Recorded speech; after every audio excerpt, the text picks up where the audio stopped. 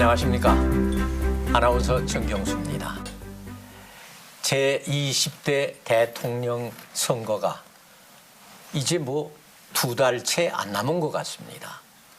그동안에 각 대표, 특히 그 대통령 후보들은 하나같이 선명성을 제시하면서 아주 치열한 경쟁을 벌이고 있습니다. 또 국민들은 그런 가운데서도 직접 후보들의 생생한 목소리를 듣고 싶어하는 그런 세상입니다. 이 가운데 과연 후보들의 그 선명성이라든가 공약, 정책 등을 어떻게 내놓았는지 국민들은 굉장히 궁금한 겁니다. 자, 이런 시점에 우리 국가혁명당 허경영 후보를 모시고 이분이 가지고 있는 정책, 이슈, 과연 그 진실성이 무엇인지 오늘 알아보도록 하겠습니다. 이렇게 뵙게 돼서 반갑습니다. 반갑습니다. 아주 반갑습니다. 좋은 자리에 왔습니다. 지금 허경영 후보께서 주장을 하고 계시는 각종 그 선명성의 정책, 아주 경제적 3.3 정책이죠. 3.3 정책. 예. 이 3.3 정책이라는 것을 이미 많은 후보들이 인용을 하고 있다는 말씀이에요. 한 10년 전부터 계속. 그렇습니까? 그러니까 이게 도대체 주인이 누군지 분간을 못 하겠어요. 제일 먼저 박근혜 대통령이 당선되기 전에 노인수당을 제가 월 70만 원 주겠다고 했거든요. 65세 이상. 그거를 20만 원 주겠다고 해가지고 표절을 했습니다. 이준석 그 당시 그 비대위원이 그걸 표절했다고 하더라고요. 텔레비 나와서. 그러니까 그걸 그래서 제가 그때 저작권 등록을 했죠. 3.3 공약을 전부 저작권 등록을 특허청에 했습니다. 그렇습니까? 말하자면 저작권 등록된 걸 지금 윤석열 후보나 이재명 후보나 여러 후보들이 나경원 후보 뭐 이런 사람들이 표절하고 있죠. 그렇습니다. 그렇게 그 표절 논란이 이제 제기되는데 사실 허경영 후보께서 대통령 선거 때마다 출마하신 거의 이번이 세 번째죠. 세 번째 이제 출마를 해서 아주 좋은 결과를 가져와야 한다 이런 생각을 제가 좀 해봅니다. 33판이라는 말이 있잖아요. 30판.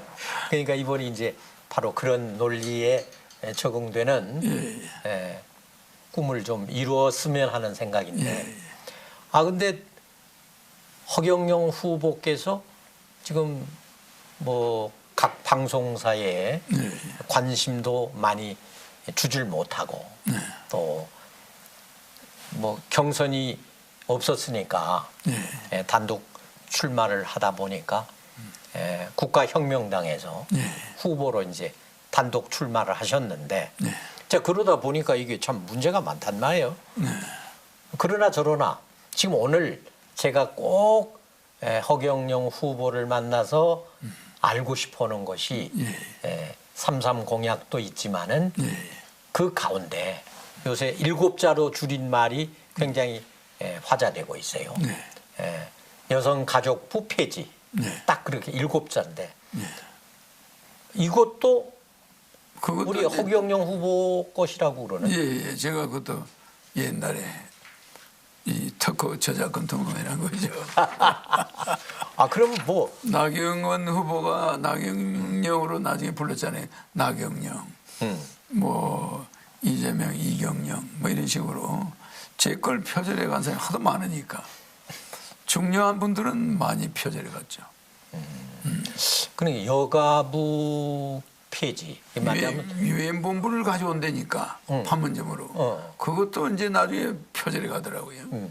근데 이제 어떤 그 부처가 하나가 생기거나 폐지되거나 그러려면 거기에 따른 합당한 대안이 있어야 하지 않습니까? 그렇습니다. 그러니까 여성가족부 폐지론을 제기하니까 이제 여기서 저기서 뭐 윤석열 후보도 제의했고 이재명 몇 년 후보도 후죠. 제가 예. 제의하고 나서 한 10년 후에 이 사람들이 그러니까 표절하고. 보통 국민들은 지금 여야의 후보들이 주장하고 있는 것이 나 이렇게 생각을 하지 않습니까? 그렇습니다. 그런데 지금 말씀 들어보면은 허경영 후보께서 제창을 하시는 거니까 주장하는 미리 거. 했죠.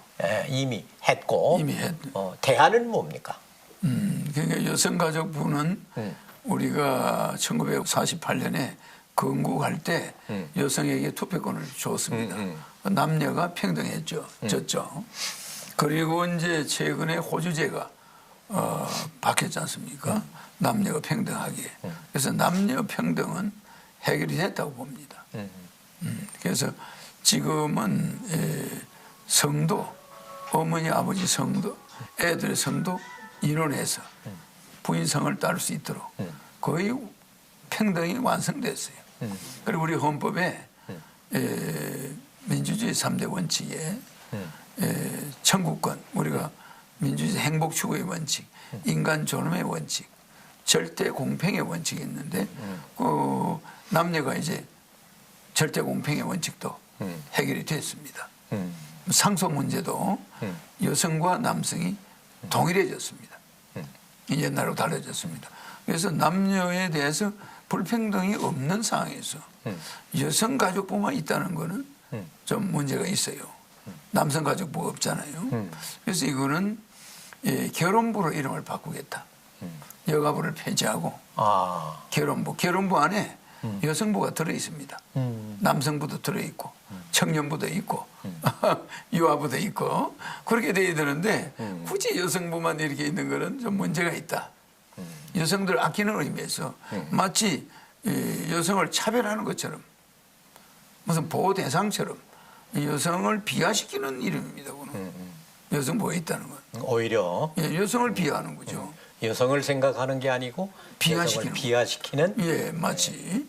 그래서 그거는 부처 이름이다. 어머니들을 모욕하는 일입니다. 여성이 마치 자기대로 살아갈 수 없으니까 보호를 받는 것 마냥. 그렇지 않습니까? 국가로부터. 그렇죠. 이거는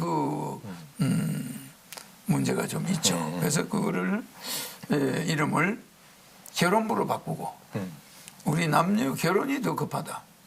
그 여자도 결혼해야 되고 남자도 해야 되니까 같이 들어있잖아요. 여성 문제와 남성 문제. 그렇지. 그래서 결혼부로 바꾸고 그 안에 이제 결혼 여성부 남성부 다 있는 거죠. 그래서 결혼이 우리 인구가 25년 후면은 대학교 갈 사람이 없어져요. 젊은 인구가 다 없어집니다. 그러면 이게 우리나라가 위기에 처하니까 빨리 이제 결혼을 시켰어. 25년 후에 대학생이 없어지는 그런 나라가 되지 않도록 해야 됩니다.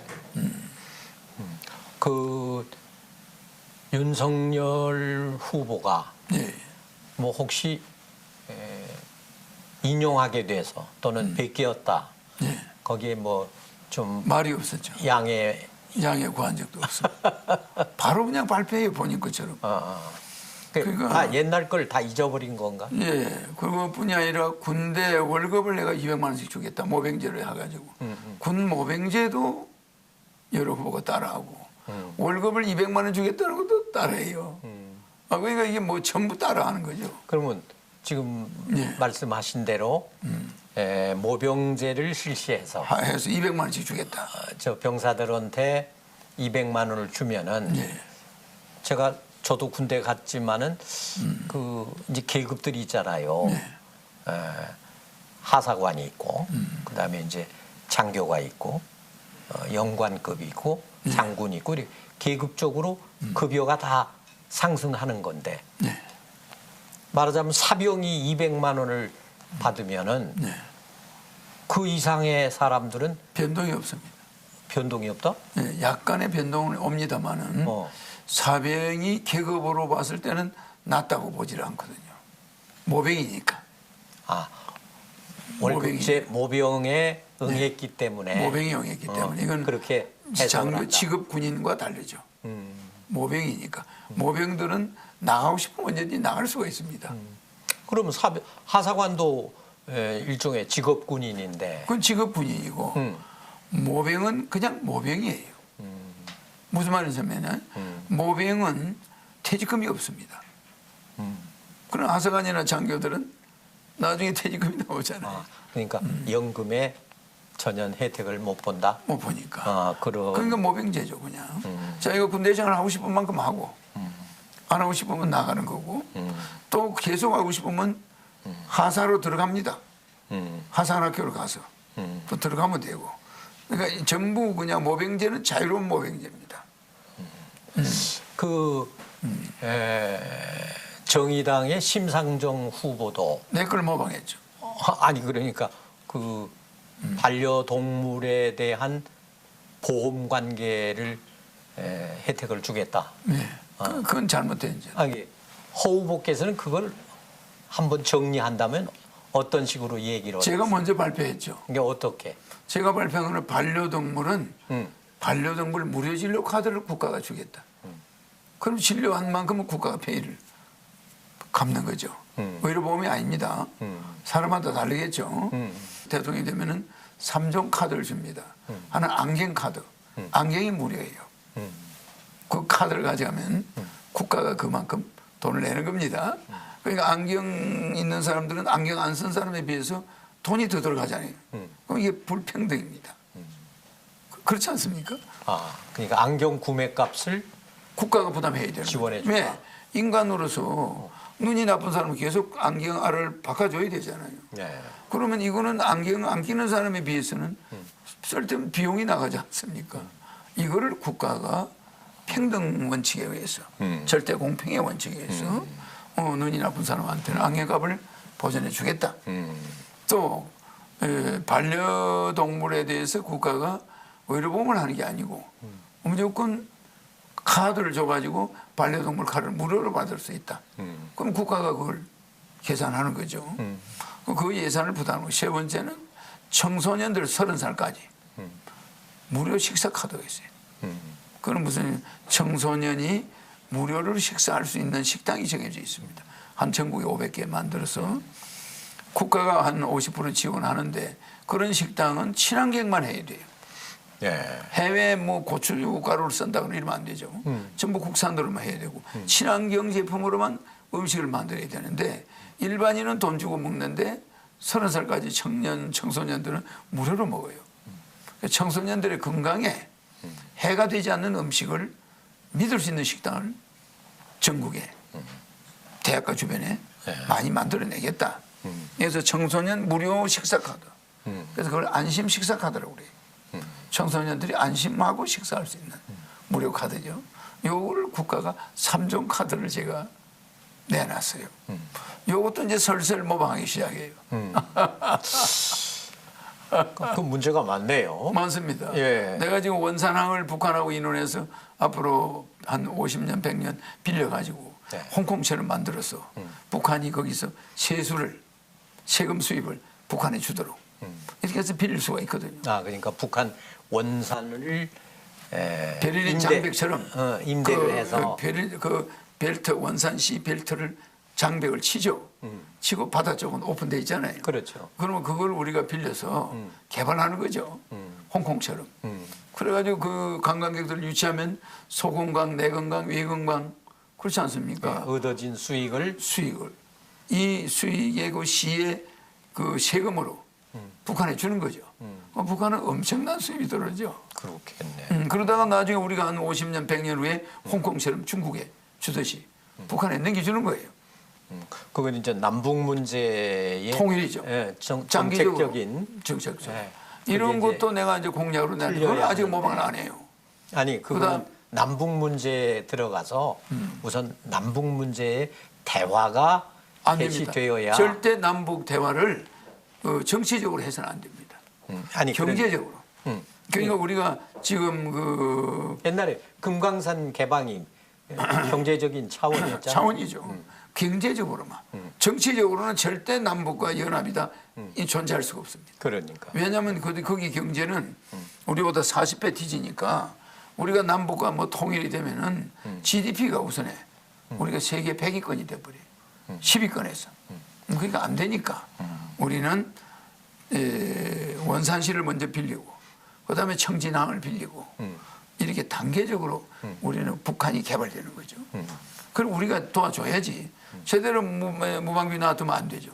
유엔 본부는 판문점을 가져오고 유엔 본부를 판문점으로 갖다 놓고 우리는 남북이 군사적으로 안전하게 하기 위해서는 이 원산을 개발해주고 북한이 점점 GDP가 올라가게. 그다음에 낮은 선봉. 나중에는 블라디보스토크까지. 그다음에 연해주, 자르비노 이런 데를 우리가 빌려가지고 그 우리나라 영토보다 훨씬 큰 땅을 러시아에서 50년, 100년 빌려가지고 그것도 개발하고. 거기는 제2의 한국이죠. 그래서 러시아에 있는 그러니까 한국 자치구가 생기는 겁니다. 거기 유대인 자치구가 있습니다. 연해주에. 연해주에 유대인 자치구가 있는데 우리 한국 자치구가 연해주에 하나 만들어지면 엄청난 도움이 됩니다. 많은 청년들을 일자리를 그걸로 뽑아가서 공무원들이 우리나라 공무원의 절반 정도가 필요하죠. 그거 가서 거기를 제2의 한국으로 건설해야 되니까. 땅은 우리나라 영토보다 몇 배 크죠. 아주 그 바닷가에 그 아주 초원이 너무 좋습니다. 그 얘기를 듣다 보니까 허경영 후보께서 3.3 공약이라든가 이런 것이 이번에 내놓은 것이 아니라 30년 전에 벌써 오래전에 내놓은 건데 시효라는 게 있지 않을까요? 시효는 없습니다. 없습니까? 그러면은 그 30년 전에 이미 선택권을 갖고 공약을 내놨는데 그게 지금까지도 유효한데 불구하고 근데 이제 하 후보들이 하고 있죠. 근데 저작권 등록은 불과 한 1년밖에 안 됐으니까 이제 앞으로 기간이 얼마든지 있죠. 그러니까 앞으로가 더 문제가 되겠네요. 문제가 되죠. 그래서 내가 이제 법적으로 하면은 이 사람들이 문제가 생길 수 있죠. 그러니까 지금 뭐 글자 한자도 안 틀립니다. 앞자고 뒤고 간에 제 20대 대한민국의 대통령 선거에 즈음한 공약이 결국은 남의 똑같습니다. 공약을 그대로 자꾸 가죠. 베끼기, 인용하기. 내가 가지고 있는 후보가 가지고 있는 공약입니다. 내가 뭐 후보를 안 나가면 또 몰라도. 그러니까 나가니까. 경쟁자가 가지고 있는 공약을 그대로 따라하는 거예요. 그러면 그건 선의의 경쟁도 아니고 베끼기 경쟁이네. 베끼기 경쟁이. 그래서 나는 여야 후보의 그 공약을 보고 기가 막힌다는 거죠. 그러나 이거는 공약의 전쟁인데 대결이지 인신 대결이 아니거든요. 나는 뭐 윤석열 후보나 이재명 후보를 존경하는 사람이고 정치인으로서 뭐 내보다 젊은 사람들 아닙니까? 깍듯이 서로 존경하는 입장이니까 정책 대결을 해야 되는데 내 정책을 가져가 버리니까. 허경영 후보의 공약을 왜 그렇게 자꾸 베끼거나 전용한다고 생각하십니까? 성공한 예가 많습니다. 박근혜 대통령 후보가 가져갔던 노인수당 그 20만 원씩 그 지금 한 30만 원 돈 되거든요. 그게 내가 70만 원 주겠다는 걸 뺏겨간 겁니다. 그 선거에 그 굉장히 도움이 됐겠죠. 그런 식으로 상의 안 하고 그냥 가져가는데 그거는 좀 수정했어요. 일부 금액을. 70만 원 했는데 거기는 20만 원으로. 근데 그게 지금 전 나이다 하는 분들이 한 달에 한 30만 원 받고 있잖아요. 그게 제 덕입니다. 그게. 그 바람에 이제 박근혜 대통령이 됐죠. 박근혜 의원이.